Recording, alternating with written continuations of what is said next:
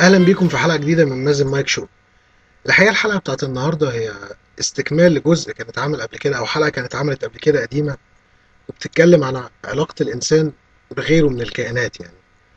وكنت اتكلمت في الحلقه ديت عن اسباب قتلنا للصراصير والابراس والحاجات دي كلها وانا من وجهه نظري شايف ان هي ملهاش سبب يعني. ولما قعدت فكرت اكتر بعد ما في ناس اتكلمت معايا في ان الموضوع دوت لا ومش صح وغلط والكلام ده، اكتشفت حاجات تانية. احنا عندنا المفاهيم نفسها اللي احنا مش قادرين نفهمه، ان احنا ساعات ما بنحطش نفسنا مكان الكائنات دي. هي دي المشكلة الوحيدة. او بنحكم عليها معيار حكمنا عليها بيبقى جاي من جوانا احنا. يعني احنا مثلا بنحكم على الناموسة ان هي مؤذية عشان بتقرصنا احنا، مش بتقرص حد تاني. هي دي المشكلة، ده المعيار. لكن نفس المعيار على فكرة اللي بنقيس بيه الخنزير ان هو كائن معفن ان هو بياكل زبالة. بس المشكلة ان الزبالة بالنسبة للخنزير زي الجاتوه بالنسبة لسيادتك، هو بيحبها بيتكيف. زي ما كده الناموسة اما تبقى عايشة في فيركة معفنة بالنسبة لسيادتك، هي بالنسبة لها مارينا كأنها راحة تصيف. دي البيئة اللي هي بتتكيف فيها. المشكلة مش في الناموسة اللي قرصتك، المشكلة في البيئة اللي انت بتوفرها للناموسة عشان تقرصك. هي دي المشكلة. المشكلة عندنا في المعيار. ومش المعيار بس اللي بنقيم بيه علاقتنا بالكائنات التانية. يعني مثلا مش المعيار ان احنا بنقيم علاقتنا بالكلاب الضالة ان احنا نقتلها، ده معيار. ده سبب تاني من اسباب القتل. احنا بنقتلها عشان هي بس كلاب ضالة، وده قرار، وهيتسموا عادي. هيتحط لهم السم في الزبالة ويموتوا كلاب ضالة، قطط ضالة. هو مين اللي خلاها ضالة؟ دي نقطة. النقطة التانية، مش في ناس لحد النهاردة بتاكل من الزبالة؟ لو ماتت هتبقى ايه؟ قطط وكلاب ضالة برضو.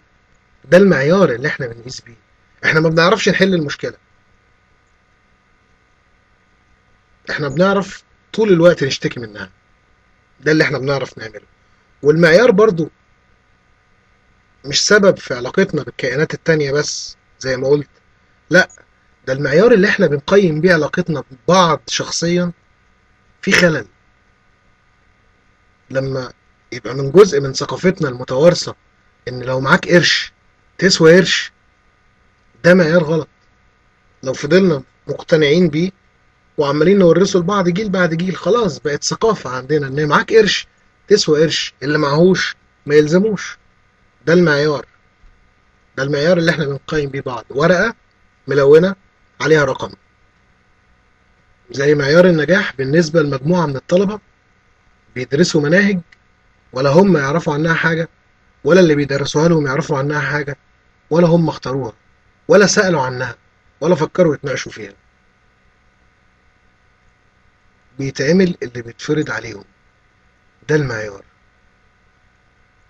وعلى فكرة، حتى المعيار بتاعنا في الحكم على نظرة الكائنات التانية لبعضها غلط. يعني هقول لكم على حاجة من ضمن الأمثال اللذيذة عشان ما نخرجش بره إطار الحيوانات والنسانيس والقرود.